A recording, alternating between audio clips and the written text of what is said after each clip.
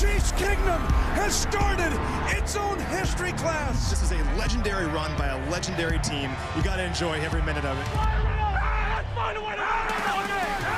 Tagovailoa is in trouble. Sacked. Pass is caught. Touchdown. Stone Cold gets the big sack.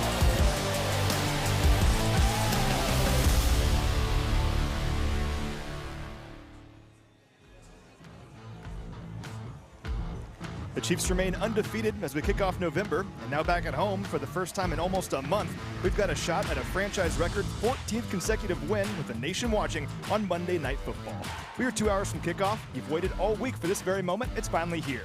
It is time for football in Chiefs Kingdom. Let's do this. My name is Matt McMullen, joined by voice of the Chiefs, Mitch Holthus. This is Field Pass, presented by StorageMart.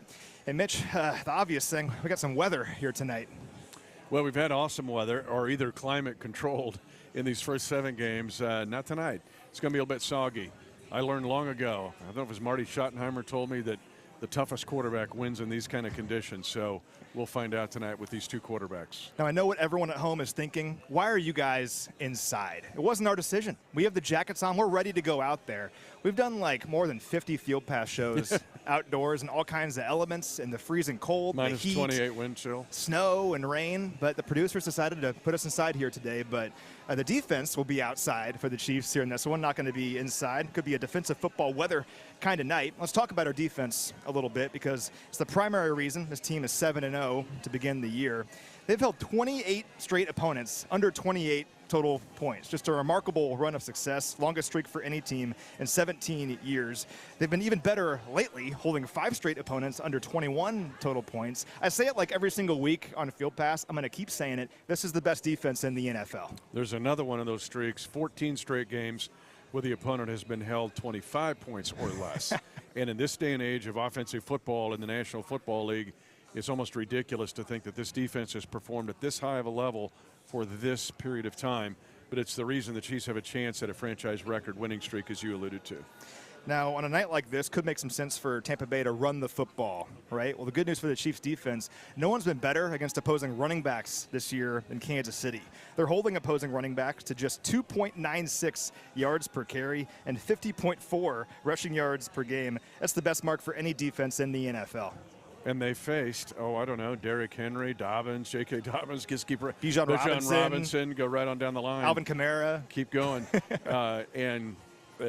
Now they're going to challenge again tonight. There's 3 running backs, if Irving plays, that are really good for Tampa Bay. But still, this has been a defensive team for the Chiefs. And this is the reason they've been so consistent is, 1, their unselfishness, 2, their intelligence. These guys prepare, either in the Kingdom shows, or we've had them on the Kingdom radio shows, or on the Defending the Kingdom podcasts.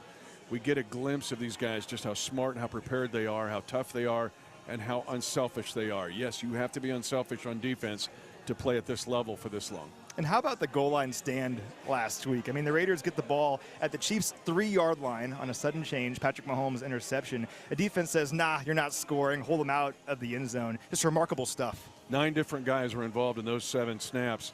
And one guy that didn't show up on the stat sheet is Chris Jones. But when you watch the video, he allowed those other guys to make those plays in many cases.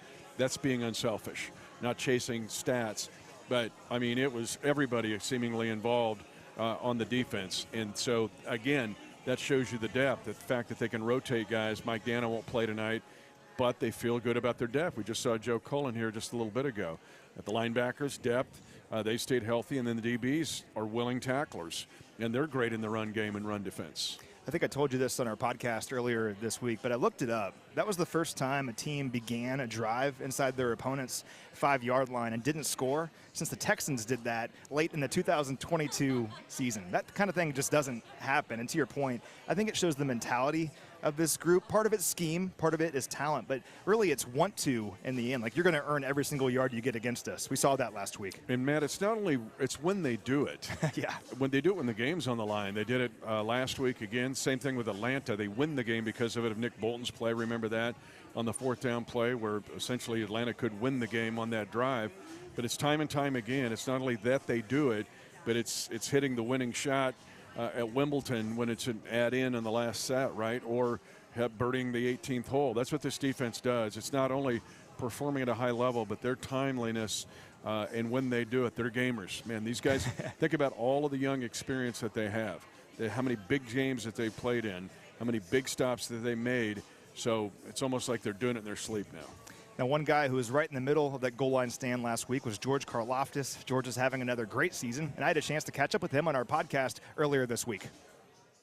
All right, we're joined now by George Karlaftis. And George, a lot to talk about here, but looking at last week against the Raiders, what's the mentality like when the Raiders take over, there's a sudden change inside the 3-yard line, you guys go out there, but you make them earn every single yard, they don't get in the end zone? How do you explain that? How do you explain making sure they couldn't score there? You know, for us, we take a lot of pride in being able to stop the opponent in critical situations, and being able to have the offensive back after a sudden change was huge for us. You know, it's something we practice all the time, and just being able to get there, prevent them from scoring any points, that was huge for the momentum of the game. When you stop on the first 3 downs, are you almost hoping they go for it on 4th down? Oh yeah, for sure. You ideally you want to hold them. You know, you want to keep them from scoring 4. You know, we call it 4 points because then a field goal, touchdown type thing. But for us going them, you know, we stop them 3 times, then they get a 4th chance. We have a lot of confidence. We stop them 3 times. So it's amazing how this defense has grown really since you've been here in your draft class. It's cool because if you go back to the draft fest when you were on stage, Leo was out there, Trent McDuffie, just all you guys, and to think how you've helped this defense become what it is. I mean, do you remember the last time you guys allowed 30 points? It's been a long time. It's been a while. I don't know if we did.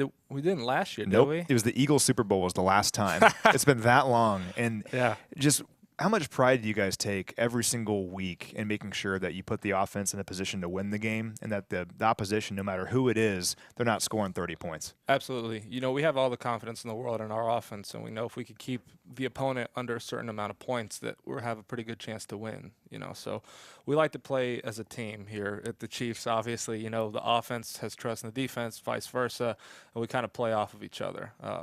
Defensively, we love playing with each other. We have a lot of confidence. We have a lot of fun when we play together, and you know, we've played together for quite some time, it feels like now, so it's a lot of fun. Well, it's crazy. You're a veteran now, but it still feels like you just got here. But I mean, know. You're already one of the best defensive players in the NFL. I'm sure you'd credit Spags quite a bit in making you the player that you are. Of course. Can you just talk a little bit about Spags and his influence on you? Oh, I mean, Spags does, first of all, Spags does everything out of love. You know, you got to know that about Spags. He does everything out of love, but he's always going to get on you a certain way. You know, you have so much respect for the guy, you know, with all the stuff he's done in his career, that you almost, same thing with Coach Reed, you just don't want to let them down. So when you do something, you can see the disappointment. You know, that if it's something like negative, obviously, or when they ask you something, you're going to do it no matter what, just because of how much respect and love they've shown you. So it's kind of like that. You know, Spags demands better out of every single player on that team, on the defense. So definitely. I remember some of the guys talking about D-Bet in the offseason and how Spags, I think, on the first day of camp, talked about how he had a really great defense one year in New York. Next year they kind of fell off, and you guys were like, we're not going to let that happen. Yeah. How do you guys come together? And, I mean, you've shown that already this year. How can you explain just the camaraderie, the mentality of this group as a whole, that we're going to be even better than we were last year? Yeah, I think just playing with each other. We get along great. Not just with each other, with our coaches too, and there's a lot of mutual trust and respect with that. And you know, when you have love, trust, respect, and you know, great things happen. So we try to demand better out of each other when it started. That started all the way in the off season. You know, just try to keep getting better in every asset of your game. You know, for me, it's a defensive end, pass rushing, stopping the run. You know, just little details with that. And then when every person on that field takes care of what they need to do, ultimately it'll come together as one big whole and, you know, lead to wins. And how about this run defense? Because it's amazing. You guys have faced Derrick Henry, Alvin Kamara, Bijan Robinson, J.K. Dobbins. Could go on and on.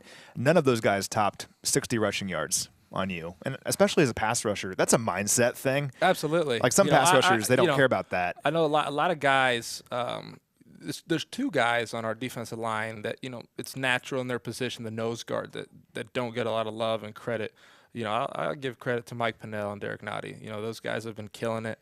Maybe they don't all get the recognition, just because there's not as many stats. But, those guys are unsung heroes for us. Not just them. We got everybody that's ultimately playing their responsibility and playing disciplined football.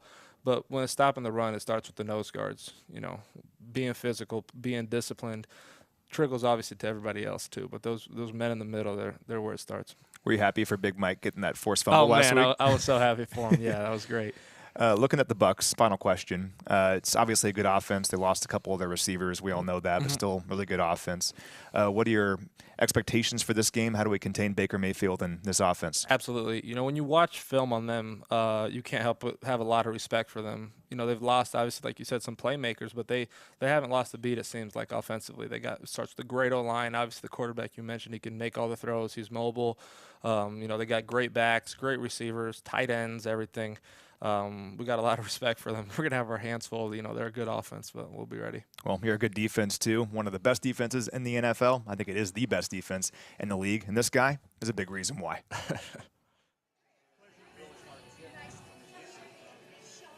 All right, great stuff there from George Karlaftis. Still can't believe we got that guy at the bottom of the first round. Well, he's the epitome of what we're talking about, of discipline, unselfishness. 12 quarterback hits. Well, look at sacks. He's got 3 of them. But the fact that he's got 12 quarterback hits and does things that helps others make plays tells you everything. He's example A of why this defense is so good. Now let's talk about the offense he'll be facing here tonight in Tampa Bay. And it's a good one. This is the number 4 scoring offense in the NFL. There's a caveat, though. They're missing both Mike Evans and Chris Godwin, and that's a big deal. Those two have combined for 76 catches, 911 receiving yards, and 11 touchdowns in 7 games. I mean, those two guys were a big reason why they were scoring so many points. And still, they've made adjustments. We're going to talk about that in a little bit, but they've still been able to be productive. Even against Atlanta, if they don't turn it over, they have a chance to win that game last week. When you look at what they've been able to do, remember we talked about how good the defense has been for the Chiefs, and I gave you the stat of 14 straight games of 25 points or less. The Bucs have scored 25 points or more in 6 of their 8 games this year. So you have that instance in football where you've got this force moving against the alternate object, and that's what we have here in play tonight, a productive scoring offense against a very stingy, lack of scoring allowed defense. And a big reason why they've still been pretty good offensively, even without Evans and Godwin, is Baker Mayfield at quarterback. Leads the NFL with 21 touchdown passes. What stands out to you about Baker? When he's hot, look out. Remember we talked about Minshew last week. This is similar vibe, kind of. Real vibe, but he's better than Minshew. I mean, he's first, the only walk-on to ever win the Heisman Trophy. That's kind of cool. And then when you remember he and Pat in college combined for a game where they had almost 1,300 passing yards in a single game between those two. The point is, if he gets hot, he's very difficult to stop. They're number 1 in the league on third down conversions. They're up in 20-plus plays. They're up near the top of the league. He's adjusted his game without Godwin and Evans, and the best thing I could say about Baker Mayfield, he expects to win this game, and even though he does not have those 2 top targets, he'll figure out a way to win. That's the way Baker Mayfield thinks. Sometimes, though, and you called him fearless during defending the kingdom, and I thought it was a good word, sometimes that gets in his way. He'll try to make plays he shouldn't make. He had a ghastly interception against Baltimore 2 weeks ago that you could argue cost him the game, even though it was late in the first half. And then last week, 2 second-half turnovers against the Atlanta Falcons, or they might have beaten the Falcons in that game. So you can get him where he works against himself and will try to make a play he shouldn't try to make. It's kind of part of the Baker Mayfield experience, right? When you're a gunslinger like that, and you're right, he has 9 interceptions this year, tied for the NFL lead, and 14 turnover-worthy plays, which is a stat compiled by Pro Football Focus, second most of any player in the NFL. And he's, when you look at them in the giveaway takeaway, they're -2. They had 12 takes, but 14 gives, and that goes to your point. And those giveaways, if you look at, and again, it goes back to when they happen, they're not all the same. We talk about turnover ratio, and even Pat's 9 interceptions. He's tied with Pat and Jordan Love with the most in the league with those 9 picks, but it's when they happen. And for Baker Mayfield, I gave the analogy of, you can back into the car in the high school parking lot on Tuesday at 10. That's not good. But it's far different than wrecking the car on prom night. And so that's what Mayfield will do sometimes, is wreck the car at the worst possible time. And not every interception is made the same. Yeah, Patrick Mahomes has 9 interceptions, only 7 turnover-worthy plays, though. So take that for what you will. Now, one thing Baker loves to do is get his tight ends and running backs involved in the passing game. So tight end Cade Otton has 20 targets for 17 completions, 181 yards, and 2 touchdowns over the last 2 weeks. I expect him to get a bunch of targets here tonight. And then the duo of running backs Rachaad White and Bucky Irving are interesting.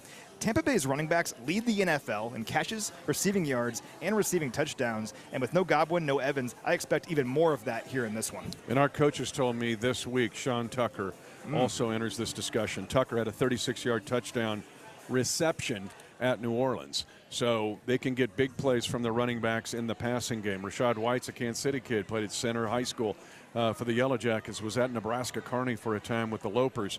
But Irving's a really good, we don't know if he's going to play tonight. He's questionable coming in, we'll see. We'll see. We're waiting with bated breath for that one. But Sean Tucker, the second-year player out of Syracuse, our coaches think has to be involved right in the discussion with the other two that we talk about. Let's talk about our offense a little bit. How about the efficiency last week on third down and in the red zone? They were 12 of 16 on third down and 3 or 4 in the red zone. And when you combine that with the kind of ball control offense we've seen from these guys really all year long, this team is very difficult to beat. To play ball control and not be able to score in the red zone is really, it's like the adage in basketball, defense without rebounding is no defense at all. Trying to play ball control and not scoring in the red zone is like not doing anything at all. But 7 of 9 the last 2 weeks. It's not just a one-week thing. The last 2 games for this Chiefs team to have 7 touchdowns and 9 trips is significant, because now all of a sudden that ball control game you talk about is scoring touchdowns at the end of those drives, and that will win games. And really at the core of that ball control offense has been Kareem Hunt. I mean, Kareem's been amazing, I think, for this team since he debuted for us again back in week 4. Hopefully he got out of the cold tub a little bit earlier today. Could be another big night for Kareem, I think, in terms of carries. It's always interesting. I think they go in with a pitch count, kind of like, hey, look, we got to be careful with him. And then all of a sudden it's 27 carries and then throw to him 3 times, right? 30 touches. But he's got some help. Samaje Perine, and Carson Steele can help out. The run game is also helped out by McCole Hardman. Sure. We saw the touchdown against San Francisco. Those are all plays. And then Patrick running when it's very strategic. Patrick runs so well when it's strategic. Think about the run against San Francisco again when he runs for 33 yards up the sideline. So the point being made here is that the run game is a lot of Kareem, but it's also there's a lot of compliments around him, so it's not all Kareem. We also have DeAndre Hopkins on our team now, which is still fun to say. D-Hop played pretty well last week, considering he only had like 1 day of practice. Still played 23 snaps, caught 2 passes for 29 yards. And they were big catches, too. One on third down, led to a touchdown. And, of course, one that set up a Harrison Butker field goal right before halftime. He's had a full week now. What are you expecting out of D-Hop here tonight? More.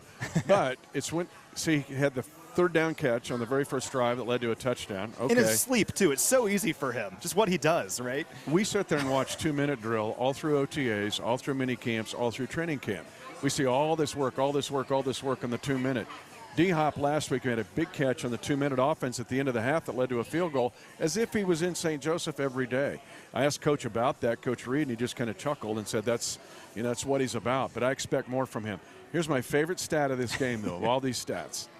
Coming into this game, D-Hop is number 1 in the NFL, tied among active players with 945 catches. I know this. Travis Kelce has 945 catches. They're going to run right by us to go on this field here in a moment.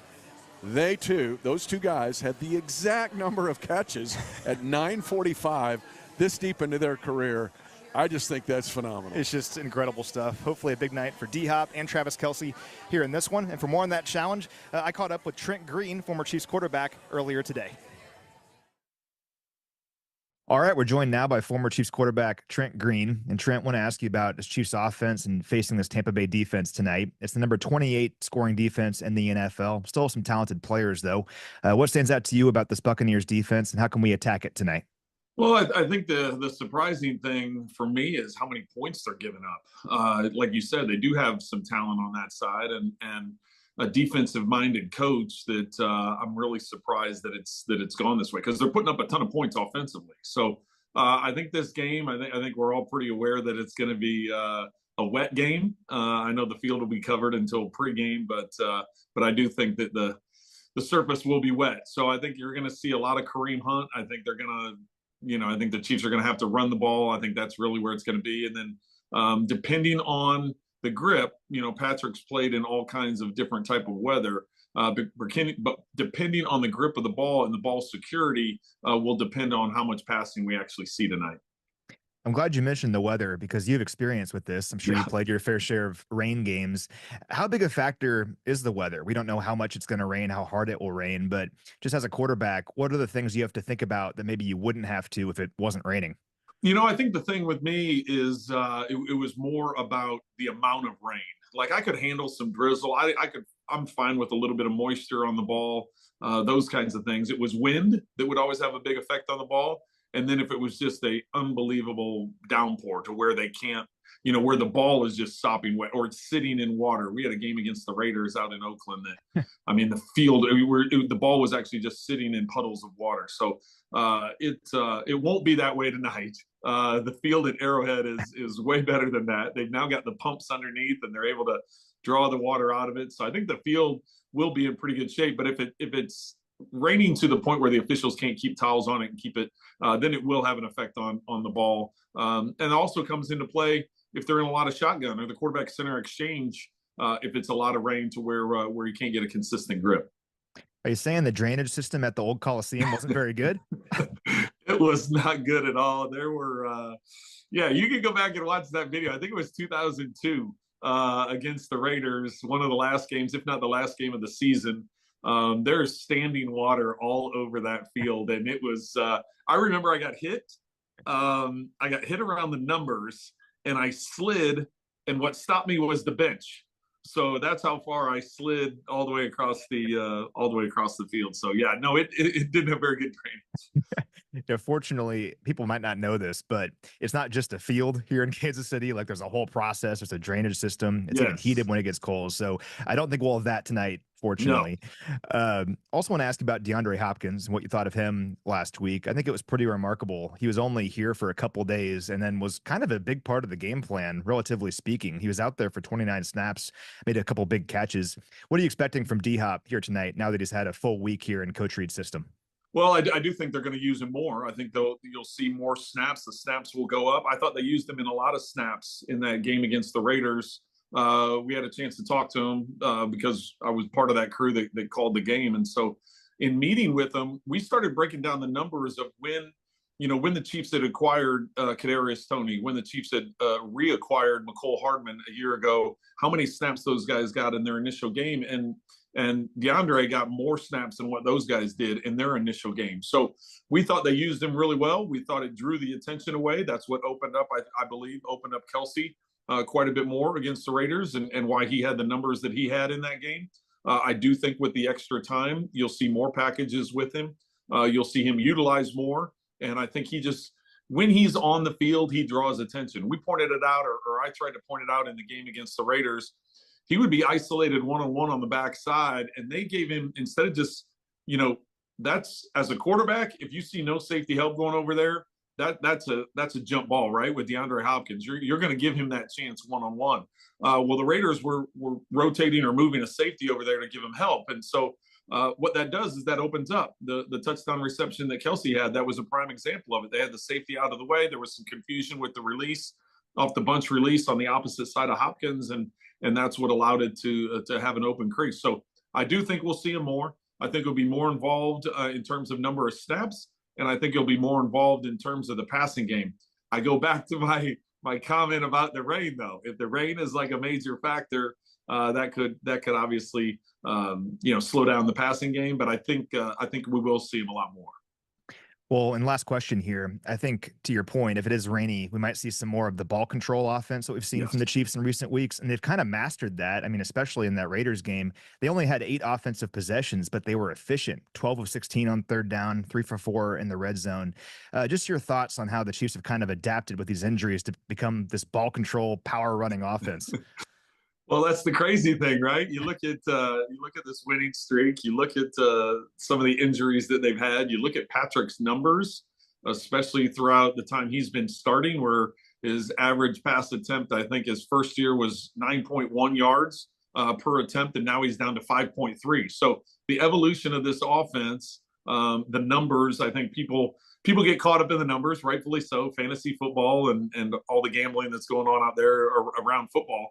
But when you talk about finding ways to win and doing what's right to win, I think that's what Andy Reid, that's what Patrick Mahomes, that's what they've been able to piece together, right? It's finding ways to win, and that's really what it's all about. The numbers may not be there. The defense is playing great for the Chiefs. The running game has been going well. The offensive line, as we know, especially those interior three, if it's that kind of game, I think you're going to see a lot of that. I think Kareem Hunt's going to have a lot more carries than the 27 he had a few weeks ago. Yeah, maybe an ice bath for Kareem on Tuesday. Trent, you're the best. Really appreciate your time as always. Always great catching up. Take care. The only walk-on to win the Heisman. All right, great stuff there from Trent Green. We're now joined by two very special guests. It's Mark Tremonti and Scott Stapp of the band Creed, who are here for the game. Guys, what's going on? Good to be here. Thanks for having us, man. Well, absolutely.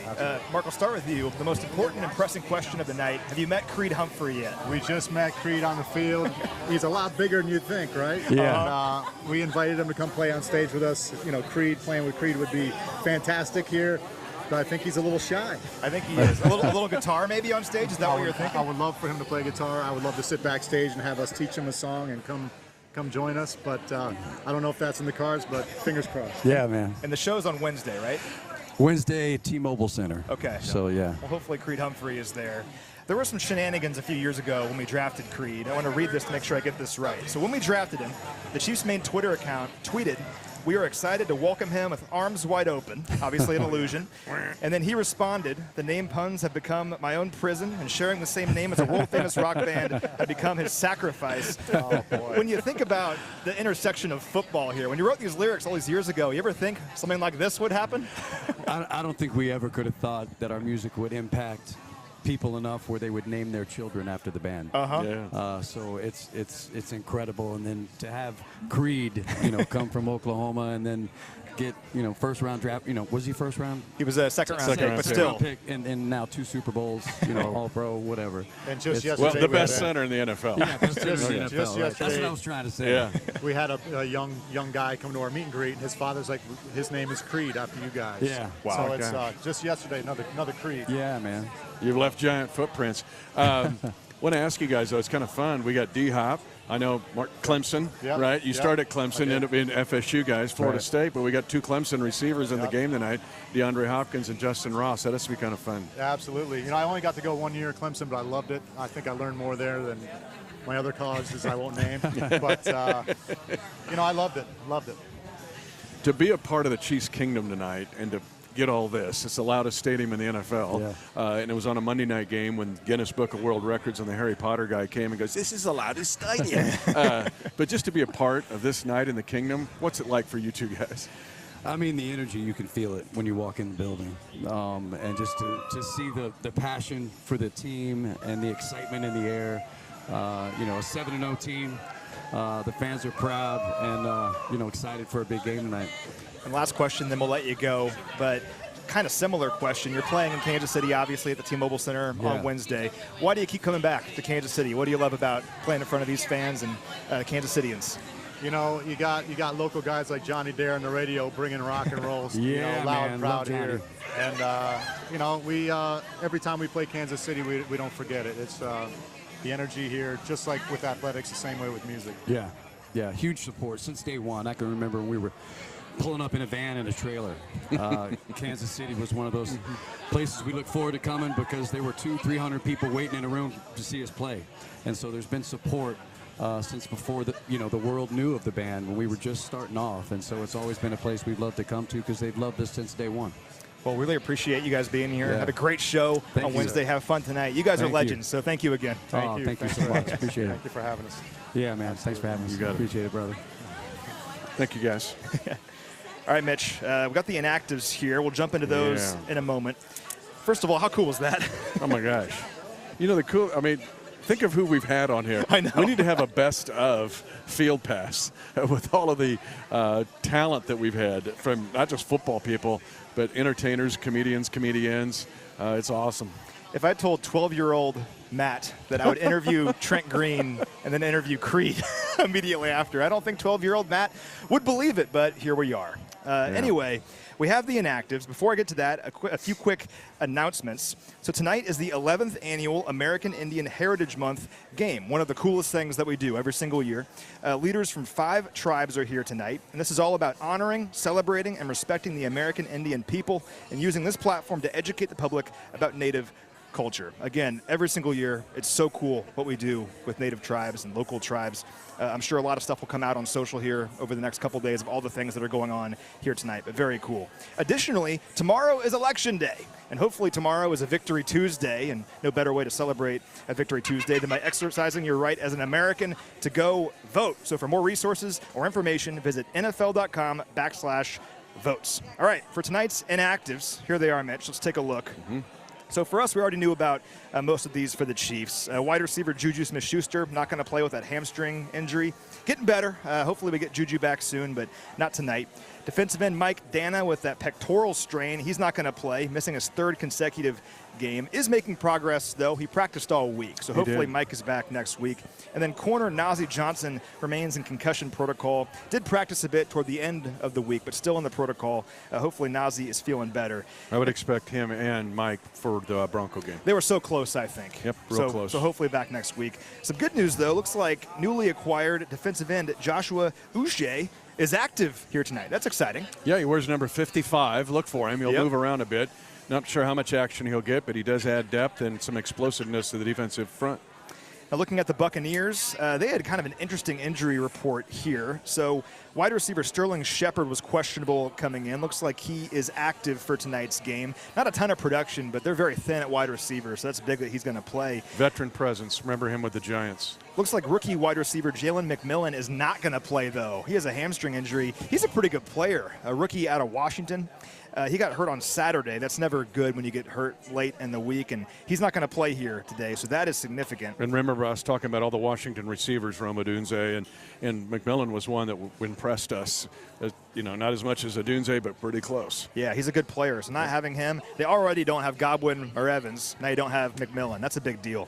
They do have Bucky Irving. Bucky Irving is going to give it a go here tonight. He has a toe injury. We talked about him really throughout our show. Big part of their offense as a runner and a receiver. But that injury is something to monitor. We'll see how effective he can be. And then safety Antoine Winfield, very good player. He got hurt late in the week as well. Hurt his foot on Friday. He's active here in this game. Was questionable coming in, but see how effective he can be here tonight.